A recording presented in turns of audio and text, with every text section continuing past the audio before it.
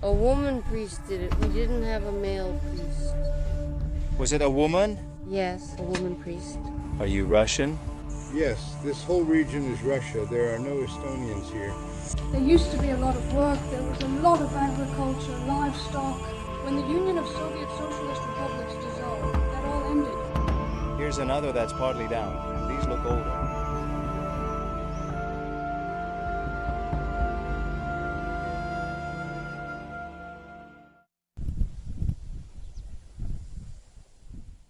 Greetings from Kolkja, here in rural Estonia. Just 2 kilometers away, following this huge lake that looks like a calm sea right now, is Russia. Over there is Pskov, a very important historic city. We arrive at Narva in Estonia, then Ivangorod, and further in that direction is St. Petersburg, but that's not today's video's point. And I wanted to show you a bit of what rural Estonia is like. You already know that on this trip through the Baltics, we've met a lot of people of Russian ethnicity who speak Russian, and this is no exception. In this area lived the old believers, the old ritualists as they called themselves, or as they were known in the past. Those of you who watched the video about the Molokhans, does this sound familiar to you? Just like the Molokhans, the old believers were a religious group that was banned in Tsarist Russia. When Pope Nikon saw that he was losing followers in his Russian Orthodox Church, and that many of them were leaving for the Church of Kiev or for the Commonwealth created between Lithuania and Poland, he decided to call some scholars from Kiev to review the Russian Orthodox Church and move closer to the Greek Orthodox Church. This created a schism among the parishioners, and many of them refused to accept these reforms. They were considered the old ritualists and the old believers. Since the reforms were implemented, the old ritualists or old believers suffered unprecedented persecution throughout the Russian Empire. Many of them chose exile, and others chose the infamous self-immolation described in works by authors like Tolstoy. Join me today in a new video as we trace this dwindling community in rural Estonia. Let's go!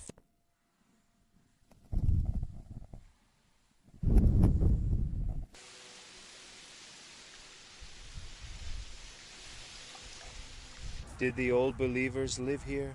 Yes, all their lives. The older generations have died, but there are still young ones left. Be careful not to get bitten. And did the rest go back to Russia? No, they died. They're buried in their own cemetery. Most of them were already 70 or 80 years old. The town has been left empty. All the towns are empty.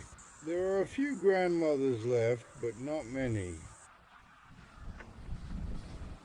There used to be many. You could see how they went to Mass, to their church. Many died, now only the young ones are left. They're also in the village of Kazepe. On the new road, they're 3 kilometers from here. Many live there too. The priest who conducts the Mass lives there. Are you Russian? Yes, this whole region is Russian. There are no Estonians here. All right, I'll go there. Thank you. You're welcome.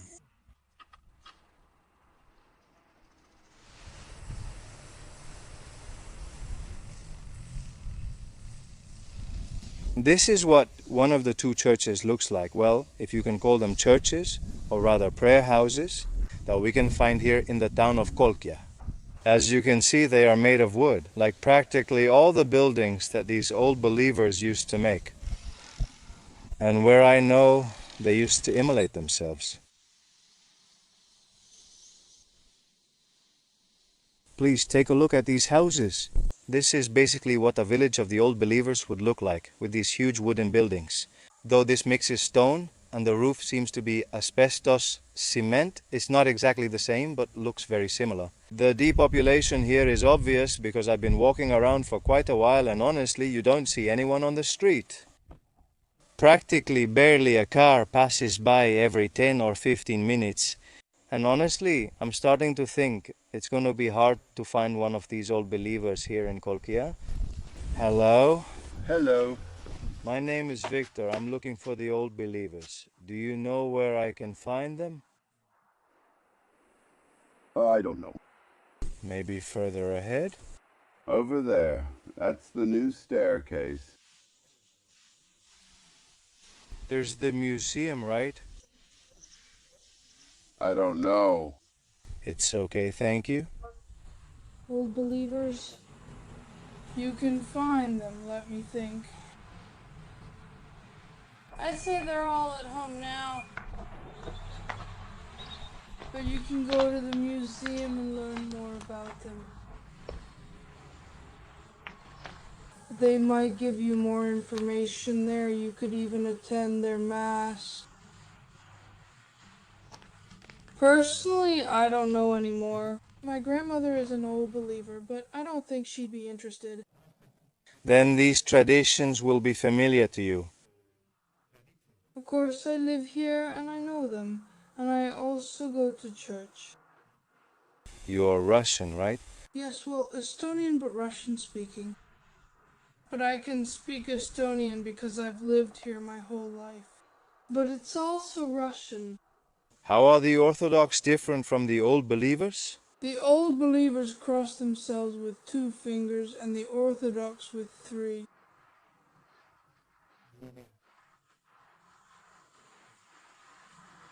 There are also some differences when it comes to praying, and there are differences in the cross as well.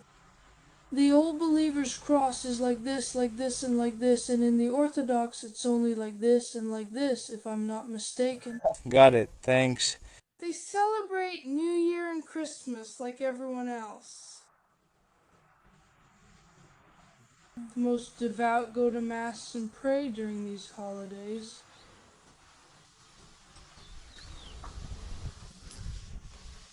According to what they've personally told me about the founding of this town, in the time of Ivan the Terrible, he was against the old believers. Of their traditions, like not shaving their beards, they decided to leave Russia, and after crossing this lake on foot, they decided to settle and build the village. Well, here we have the granddaughter of an old believer setting the tables at this cozy restaurant. She must be one of the few young girls or young people still left in this town of barely 1,500 inhabitants. I've heard young people are leaving the village for the city. Yes, that's right. There used to be a lot more people. They've left in search of work. There used to be a lot of work. There was a lot of agriculture, livestock, back in the days of the Soviet Union. When the Union of Soviet Socialist Republics dissolved, all of that disappeared, and people started moving to the cities or other places. Nice to meet you. Thank you very much. See you later.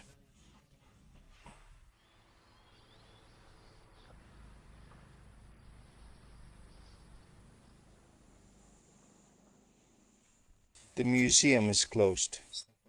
But I have arrived at the cemetery of the old believers in this community. And this is what it looks like, a small cemetery. And even with communist symbols and the red star. Let's get closer to read it. To the warriors or soldiers of the Soviet Army who fell in the Great Patriotic War, 1941 to 1945. And down there must be the names of those who died who were from this village. I want to take a look. Let's see what year the graves are from. Because if they've been here for a long time, there should also be some from a couple of centuries ago, like this one here. This one is from 1896, a century ago. Here's another that's half collapsed. They really look older. Here we have another red star. These look old, but I don't see a date. We have simpler graves directly in the ground. This one from 1937. Look, these look older. Even though some crosses are fallen, half broken, or worn out, it's clear someone cares for this cemetery and places flowers here. And all the graves here, practically all of them, as an attempt to preserve the memory of the old believers of this community here. And of course, the storks. This place is full of storks. All the Baltics, wherever you go, you see storks. It's amazing. I've never seen so many storks together. And there are quite a few in Spain too.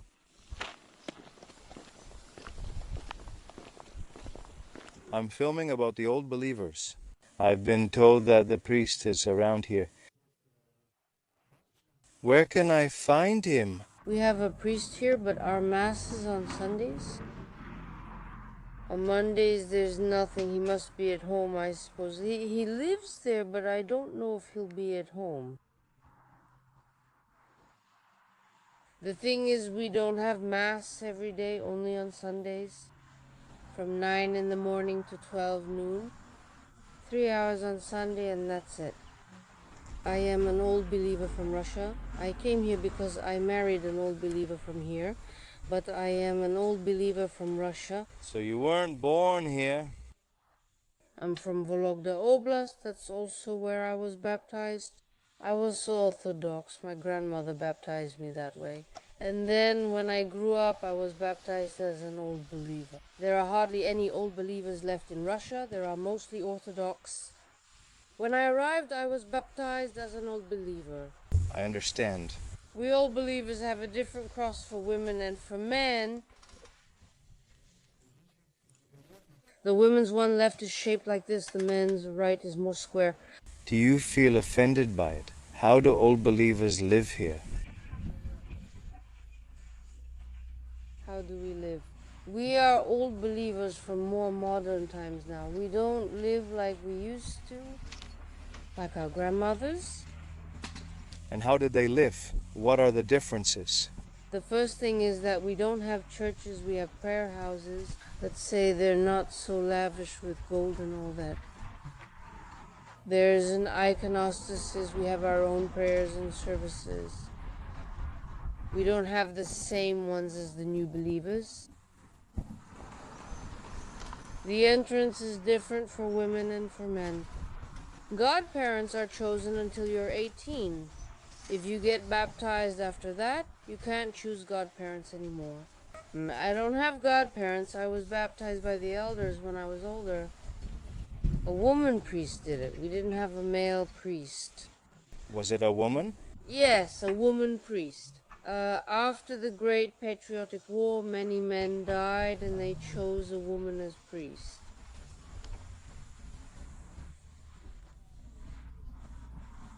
Do men still grow beards? Moreover, as they get older, but there are some young men who have beards, but that was more common in the times of the Tsars. Now they grow it out, starting at around 45 years old. And what is the biggest difference with the Orthodox? Nowadays it's quite similar, except for the prayer.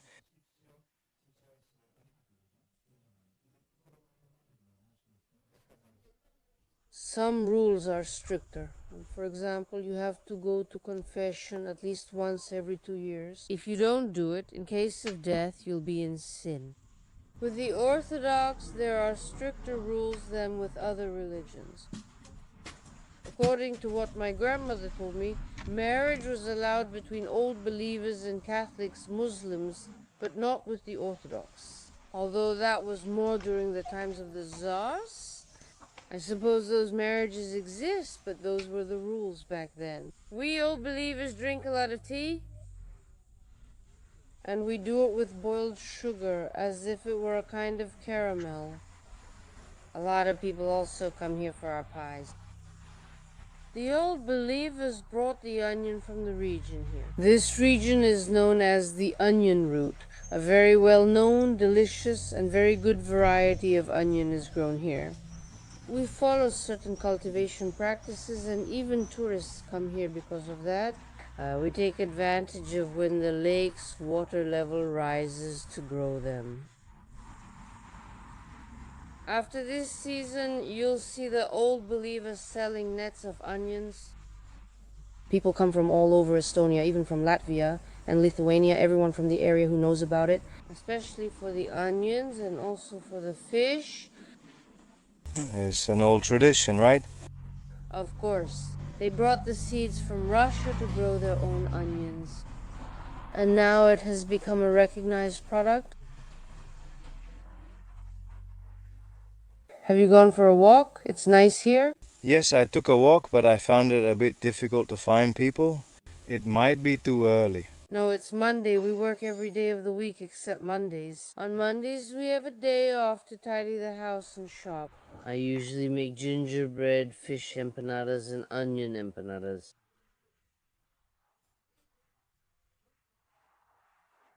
You came exactly on the day when everything is at a standstill. If you had come in the middle of the week... Well, thank you very much for everything. Wait, give me a second. I want to give you a little gift. No, that's not needed, thanks. I'll give it to you now. Hello, colleague. Hello, High five. What's your name? German. I'm Victor. Honey from our region from this spring. Thank you very much. Thank you very much for coming. We still have a lot of honey left. A big jar. Thank you very much. It's recent. Yes, I see it already. I appreciate it. And you come back if you have the chance. But not on a Monday. I understand. Take care. See you.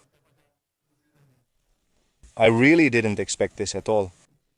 And to receive these gifts from an old believer, but who doesn't look like an old believer at all, as she said, as she described herself. They're more modern now. You don't see them with the typical headscarf or the old-fashioned clothes we usually imagine. From a century ago, from the 19th and 18th centuries. Look, local honey, what a great gift. And that's it. Now I'm going to another town. The girl already told me that it's Monday, and on Mondays they rest.